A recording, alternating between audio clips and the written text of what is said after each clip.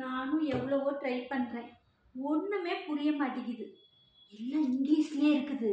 ஆமாம், நானும் பள்ளிக்கூடம் போய் இங்கிலீஷ் கற்றுருந்தா தானே இதை பற்றி எனக்கு தெரியும். குழந்தைங்களே, இப்போ உள்ள ஜென்ரேஷனுக்கு கம்ப்யூட்டர் ரொம்ப முக்கியம். நல்லா படிங்க, கம்ப்யூட்டர்லாம் கற்று வச்சுக்கிங்க, ஓகேவா? அதாவது நான் யூடியூப் லைவில் உட்காரும்போது ஒரு இங்கிலீஷில் மெசேஜ் வரும்.